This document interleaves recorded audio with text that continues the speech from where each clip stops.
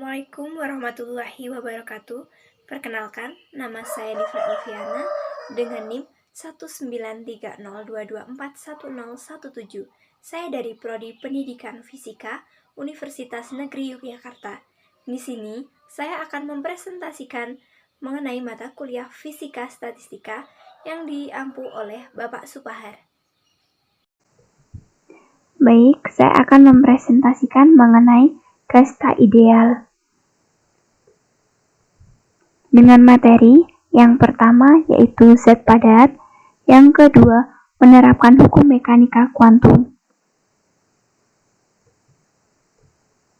Untuk materi yang pertama yaitu zat padat, kita tentu saja tidak asing dengan yang namanya zat padat.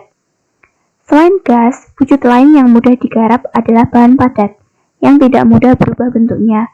Ada geometri khusus yang mempelajari bentuk tata laksana wujud padat ini yang sering disebut kisi-kisi atau latis.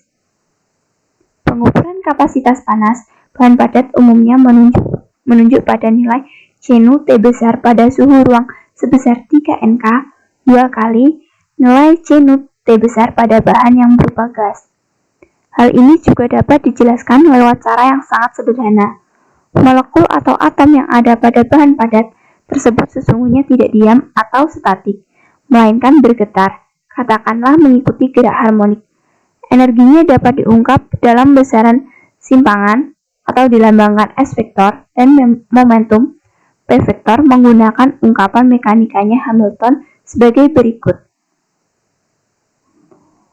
Epsilon dalam kurung S, P sama dengan P kuadrat per 2M ditambah K per 2 S kuadrat.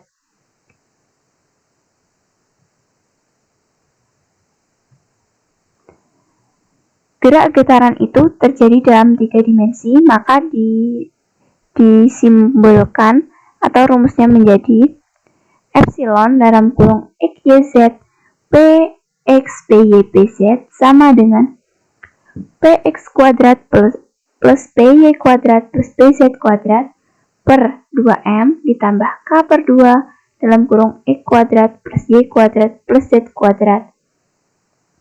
Untuk mudahnya, kita anggap saja masing-masing molekul pada kisi-kisi itu bergetar dengan frekuensi yang sama. Berarti, tetapan pegas nilainya sama. Kita dapat menyatakan besaran fungsi partisi atom seperti yang ada pada persamaan 3.35 itu, yaitu persamaan atasnya menjadi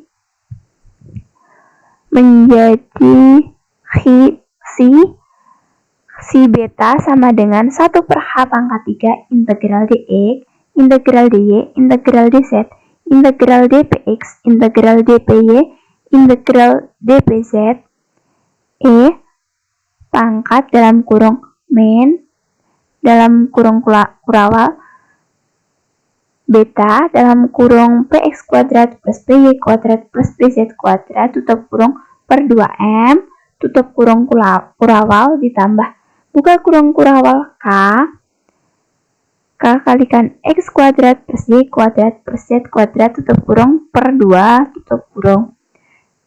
Karena besaran x, y, dan z, demikian juga px, py, dan pz dalam ungkapan di atas dapat ditulis sebagai faktor terpisah, maka ungkapan itu juga dapat dituliskan sebagai berikut. Phi beta sama dengan 1 per H pangkat 3 dalam kurung integral E pangkat min beta P kuadrat per 2M dP tutup kurung pangkat 3 kalikan dalam kurung integral E pangkat min beta S kuadrat K per 2 ds tutup kurung pangkat 3. Kemudian kalau dihitung rumus integralnya menjadi integral min tak hingga sampai integral plus tak hingga E pangkat min AP kuadrat X dpx sama dengan akar pi per A. Hasilnya si beta sama dengan 1 per H pangkat 3 dalam kurung akar 2 pm per beta tutup kurung pangkat 3 dikalikan dalam kurung akar 2 pi per k beta tutup kurung pangkat 3. Dari sini kita dapat menghitung energi rata-rata per atom atau molekul lewat epsilon sama dengan minus lensi beta per do beta sama dengan 3 per beta, atau epsilon sama dengan 3 kT. Jadi energi internal untuk zat padat adalah U dalam kurung T besar sama dengan N dalam kurung epsilon sama dengan 3 NKT. Nilainya 2 kali nilai energi internal hasil hitungan untuk gas ideal. Pengamatan eksperimen tidak pernah dapat mengukur besaran energi internal itu secara absolut. Besaran yang biasa kita ukur dalam eksperimen itu bukan energi internal atau U, melainkan kapasitas panasnya, yaitu banyaknya energi yang kita perlukan untuk menaikkan suhu benda tersebut dengan 1 derajat. Besaran kapasitas panas pada volume konstan biasanya dituliskan dengan lambang CNU, yang dari pelajaran termodinamika nilainya didapat dari CNU sama dengan dU dalam kurung T besar per dt. Kapasitas panas ini mestinya nilainya bisa bergantung pada suhu atau T, sehingga biasanya dituliskan dengan lambang CNU T besar. Tetapi hasil eksperimen CNU T besar untuk gas yang sangat renggang atau jumlah molekulnya kecil dibandingkan dengan volumenya, sehingga situasinya mirip dengan gas yang diberi predikat ideal. Ternyata nilainya tidak bergantung pada suhu atau T, dan besarnya sama dengan 3/2 NK. Sehingga diperoleh persamaan CNU sama dengan dU T besar per dt sama dengan 3 NK dari hasil pengukuran eksperimen pada hampir semua bahan padat asalkan suhunya tidak terlalu rendah pengukuran. Kapasitas panasnya selalu bernilai 3 NK. Dahulu itu dikenal sebagai hukum Dulac-Petit. Jadi, aturan distribusi Maxwell-Boltzmann ternyata cukup dapat diandalkan. Einstein melihat bahwa ketidaksesuaian antara ramalan kapasitas panas zat padat dengan hasil pengamatan pada suhu yang rendah itu bukan berasal dari statistika Maxwell-Boltzmann, melainkan dari cara kita membahas mekanika untuk getaran harmonik.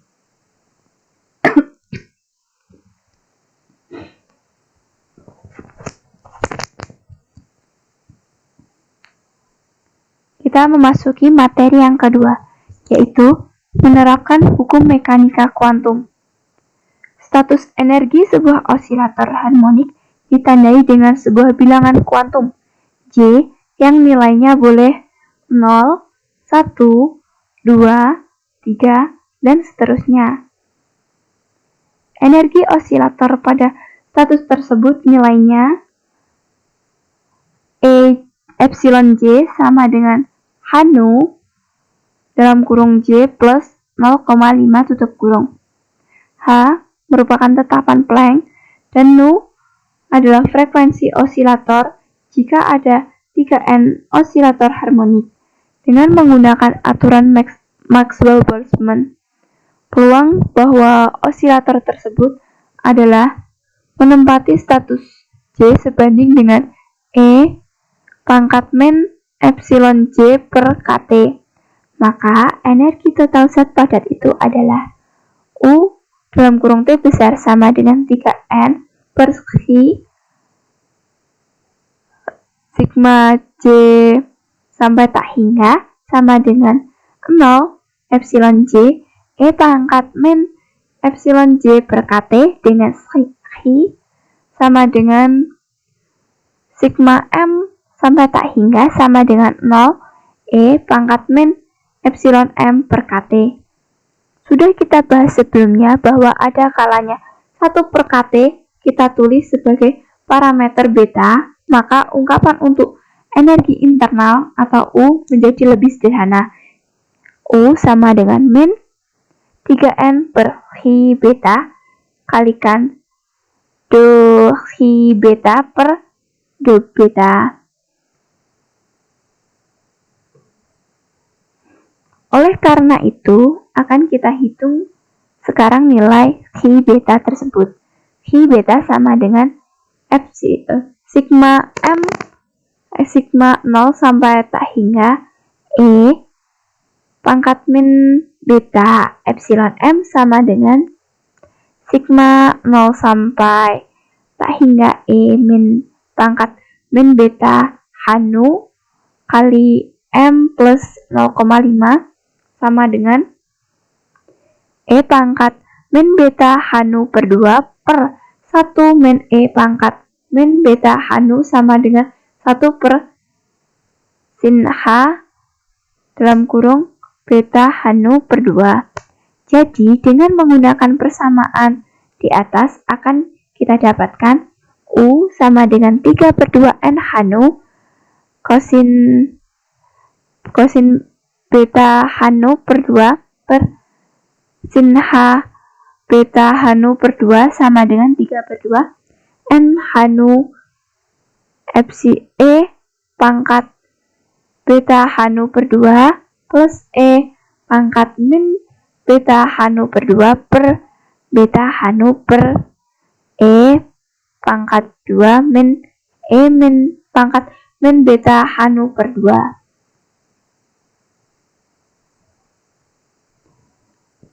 Diartikan secara sederhana, mengganti beta dengan 1 per kT dari ungkapan U sebagai fungsi dari suhu atau T dapat menghitung besarnya kapasitas panas atau Cnu sama dengan du per dt. Jika kita definisikan besaran X sama dengan Hanu per kT, maka du per dt sama dengan du per dx kalikan dx per dt. Dari definisi X sama dengan Hanu per kT, kita peroleh dx per dt sama dengan, sehingga CVT besar sama dengan du per dt sama dengan min dalam kurung 3 per 2 N Hanu kalikan X per T kalikan sin H kuadrat X per cos H kuadrat X per sin H kuadrat X sama dengan 3 per 2 N Hanu X per T per sin H kuadrat X. Diungkapkan dalam T diperoleh Cnu T besar sama dengan 3NK kalikan Hanu per 2 KT kuadrat kalikan 1 per sin H kuadrat kalikan Hanu per 2 KT. Pada suhu T yang tinggi, besaran X sama dengan Hanu per KT menjadi sangat kecil, sehingga sin Hx sama dengan 1 per 2 dalam kurung X min 1 min dalam kurung 1 min X tutup kurung sama dengan X. Maka Cnu T besar sama dengan 3NK dalam kurung X kuadrat per X kuadrat sama dengan 3NK. Tetap seperti yang kita jumpai pada hasil perhitungan dengan osilator klasik yang sesuai dengan hukum empirik Dulac-Petit. Kalau T sama dengan 0, maka X menjadi sangat besar, sehingga besar sin Hx adalah akan menempati 1 per 2 E pangkat X. Maka persamaan akan mengubah menjadi Cnu T besar sama dengan 3 per 2 NK dalam kurung Hanu per KT kuadrat E pangkat min Hanu per 2 KT. Kemudian contoh soal. Model sederhana yang digunakan untuk melukiskan perilaku termal zat padat adalah kumpulan atom atau molekul yang secara rata-rata menduduki tempat-tempat teratur berbentuk kisi-kisi.